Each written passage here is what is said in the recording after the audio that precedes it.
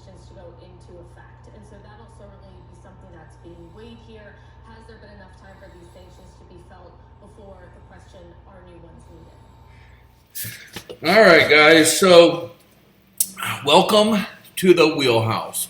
So 1 week ago, I had said that everything was lining up for the date of February 28th or March 1st for Bitcoin, and something big was going to happen. Let's take a look. And the possible bottom here is $19,361. And the way that I came up with that, was a few different things that I did. But what I did was I looked at this this linear regression. Okay, and if you notice, the yellow line right here is the reversion to the mean, and it happens to be lining up perfectly with the 200, and both of them are going right into this date of February 28th to March 1st, that 24-hour period. Yeah, there's only 28 days in February.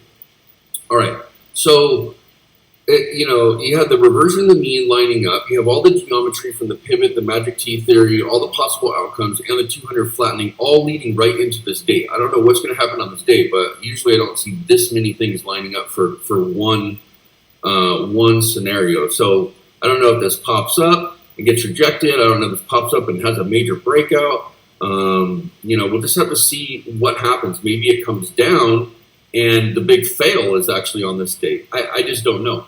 Yeah, so there you go. It's February 28th and Bitcoin rages. I made alerts to buy all that stuff, as well as bought a bunch of other stocks, sold stocks, momentum traded. Had a big day again. I knew that everything was lining up on the charts for Bitcoin, but what I didn't know is why and what was going to happen. I didn't know if it was going to be a big fall. I didn't know if it's going to be a big breakout. It ended up being a breakout. And it ended up being what I had been telling people in the Discord for about a week. Like, I don't know why Bitcoin's going down. To me, it seems like common sense that crypto would rally with sanctions and countries wanting to put it on their balance sheet. So it just kind of made sense to me, and then it fell, and we were all talking about it. We're like, yeah, it seems like it would go up to me too, like other people were saying. But yeah, I mean, look at this thing. It's look, you got a blue cloud. Look at that momentum. I mean, this thing is running. You're back over that 39,660 line,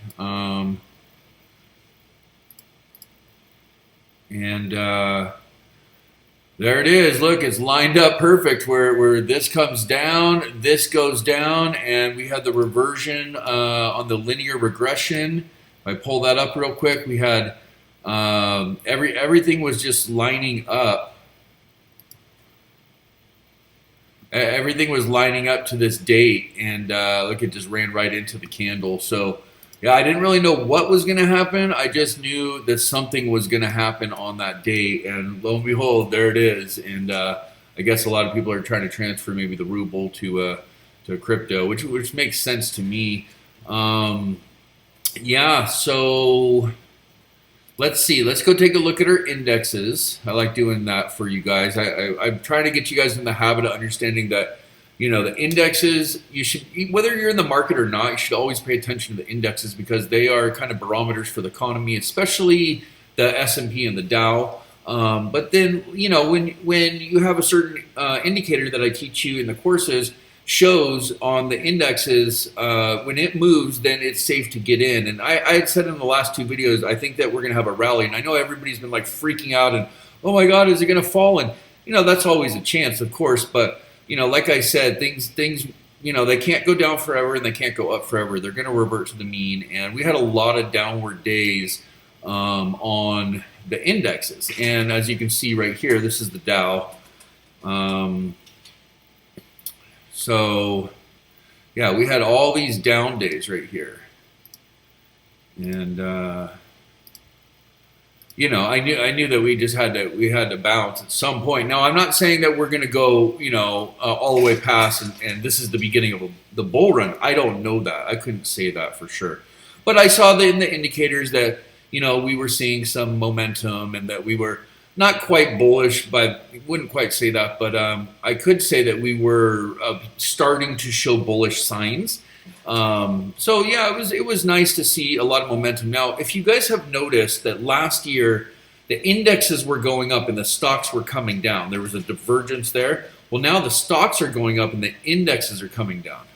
Okay, that's another divergence. I would say that that's a positive divergence, seeing that we had so much underlying weakness, meaning stocks throughout the indexes, NASDAQ, S&P, even the Dow, they were under the 200 and really got deflated in price, and the price to earnings ratios kind of came back to earth somewhat compared to where they were. So yeah, you just kind of put it all together, and it seems like you could have a little rally. Now, I'm not sold by any means, nor am I saying that this thing is not going to keep coming down, and I don't know that it will, and I don't know that it'll go up. I'm just saying that, you can't it doesn't just free fall forever. I mean, in COVID it did, but that was a pretty serious situation.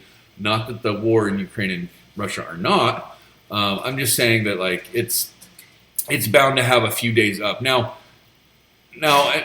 technically, until this thing, really starts making higher highs and higher lows, I mean, there's not much to talk about other than momentum trading and directionally trading. So somebody in the Discord asked me, hey, Chris, should I be paying attention to the VIX? Well, yeah, you should definitely be paying attention to the VIX, the Russell, the SPY, the NASDAQ, and the Dow, as well as Bitcoin. Bitcoin is the Dow of crypto. And you should pay attention to the VIX. And if you're a momentum trader, you want to use the VIX to your advantage, because if the VIX is moving up really fast or down really fast, that's momentum, and you can spot that, and you can, momentum trading, you're going to make a lot of money when it's extreme to the upside or extreme to the downside. That's why I like it when the FOMC meetings happen with Jay Powell, and I like it when there's big catalysts in the news that move a market dramatically and overreacts, because then I have my watch list set, and I have a certain way where if it's all going one way, they're typically all going to go that way, and you just fire it off, deploy the money, and then just click through the charts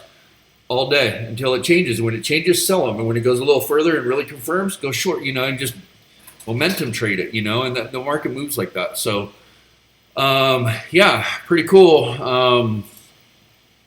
Had a good day. SPY, yeah, I mean, they're all kind of doing the same. So, this might be the bottom. Now, it might go sideways. It might make higher highs. I just don't know. But, I had, I had taken a lot of trades. Let's see here. Let's see what's in this one. So that Upstart, I told you in that last video, I was like, yeah, Upstart, it's like hit or miss, but you can make a lot of money on Upstart. And boom, I mean, today, 16%. It was up high. No, that was about the highest, apparently. FCell, I usually don't like buying stocks that are under 20, just because one of my mentors, said that over and over and over when I was listening to him. But FCell's in the right sector. It's energy, and energy just getting a lot of play right now. So you could buy, SM Energy, Matador Energy, Energy U, Gush. You can buy ERX. You can buy Terra Resources, FCell, Plug, even Solar, Sunrun, Enphase Energy. I mean, energy's kind of popping. This is another one that just went crazy. I sold it in the profit and rebought it. Okay, see, you can see the little red arrow. I sold it coming into this candle. I didn't like this candle. I was watching on the hourly, but a couple hours later it started to push in again, and I bought it. You see the blue candle where I bought it again. I made a lot of money. I know it doesn't show right here, but I did really, really, really good on that one. Yeah, I mean, Enphase is another one that's doing pretty good. These are all just energies. Actually grabbed Neo, and then Neo's up 9% now. Yeah, I mean, so look at Plug. I mean, some of these I just like to play with. Like, I just come in and out of them. I just ride momentum up and down throughout the year. I keep them in a watch list. Sometimes if it's going sideways, I'm not in. Sometimes if my money is allocated somewhere else and I can't get in, it's tied up or whatever the case is. But I like to keep them there. And over time, you become more familiar with the personality of stocks and the sectors. And, you can't be mad at commodities. You can't be mad at energy. That's where the big momentum is, and that's you're playing the big game over in there. So you don't want to play around with these ones that are going up and down a nickel. You want to get ones that are going up 16%, 13%, 12%, 11%, 9%, 8.5%, 12%. Like that's where it's at. So here's another one that had a nice rally at the end of the day. I've been telling you guys about it over and over and over. You can see all these there's a buy, multiple buys, sell, and I just rebought it. So I mean, yeah, just trading it, and I'm sure. Oh, this is the 1 hour. So yeah, you can see how I sell it into the purple candles and rebuy it into the blue. That way, in case it continues to go purple, that whole what if scenario is wiped out, and I don't have to worry about it. But DraftKings is getting some love. Seems like it's been hovering around that number all day. But CrowdStrike was a good one for me. I got that last week, and it's doing well. So yeah, I even grabbed Chevron. I grabbed Chevron, then I sold it, and then I grabbed a little more. I probably won't hold on to this one for too long because I'm more into the energy triple leverage and more into, I like the Matador and the SM and the, I like this plug one's pretty cool. Enphase, I never really got into Enphase like a lot of other people did, but I gotta say this is only my second or third time running it. It's 2 or 3 times, and every time I've done really, really well with Enphase. So sometimes you just get a stock that just it's lucky or it works for you, and I think Enphase might be one of them for me. This is one that I had mentioned either in the Discord or YouTube or both, and then somebody brought it back up to me this morning in the Discord and said, hey, DFEN looks good. And I was like, well, yeah, like Halliburton, Honeywell, like Boeing, like all these kind of defensive plays are going to do well. And DFEN is a defensive triple leverage. So, look at that momentum. I mean, I bought it right there at the where the ribbon is in the 200, and boom, can't be mad at that kind of stuff.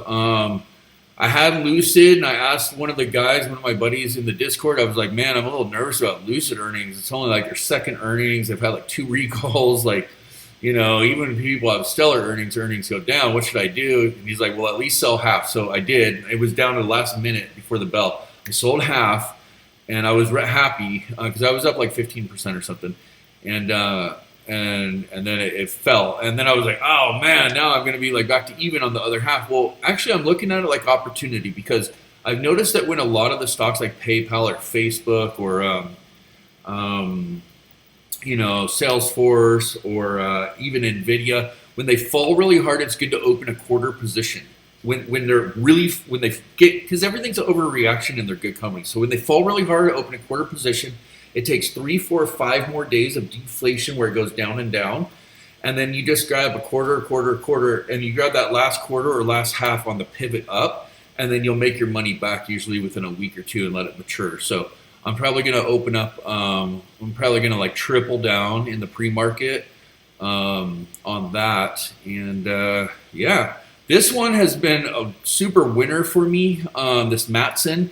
You can see I bought it down here where the 200 is. Right when the ribbons are kind of going blue, and man, I haven't sold it. I've literally I bought it and I haven't sold it yet. It's done so good. It's still going. I mean, and look at it on the daily, guys. Dude, uptrend. I'm all about that uptrend or that downtrend. I like directionally trading. This is the kind of directional moves we're looking for at the wheelhouse. By the way, guys, check this out. You can come in the Discord for free, and there's the stock chat and the crypto chat, and it's not super busy in there because everybody is talking in the Jedi chat area. That's where everybody's talking all day long, all night long. Everybody's talking in there. Those are upgraded members. It's $99 a month, but I think you guys should just do the annual. Okay, we had a couple of people signed up today, but the annual, you just go to the Discord and go to start here and go to subscriptions. Go to Jedi Annual and type in green lights, capital G, one word, and it's 50% off. It's $665, okay? You get all year. You'll be in all the areas of the Discord. You help all my trade alerts. I went hard on trade alerts. You guys can literally just buy when I say buy and sell when I say sell, and you'll start to amass money. I'm really good at this trading stuff. So we probably could do really well just with alerts. But you get the alerts included. You get all the courses. You get the Wheelhouse Wednesdays, which is group trainings, and we all talk live. You can ask questions and that kind of stuff too. It's just really cool. I mean, it's most people are like, this is the best money I've ever spent. Like, it's just like everybody's really liking it. So jump in there. And you can ask around. You can talk to me. You can come in for free if you want and do all that stuff. So here's another one I like. Next Era Energy. And I grabbed it down here, and I'm still in it, so it's doing really good. Builder, it's one that I used to run not too long ago before all this dip, and I'm back in that one. Let's see, what else is done good today? Oh, well, Square's been on a tear. I mean, look, again, with the ribbon, the big momentum in there, and let me just take a look and see what's going to happen. This is a pretty big deal. Like, it hasn't had big candles. Like, I mean, it had two here, but even here it didn't achieve a blue cloud, and back here it did. Very good, very good. I don't know what's going on there. Let me fix it for us, guys. Very good. Yeah, this is Square. Okay. Now let's take a deeper look real quick because I'm just curious. Okay.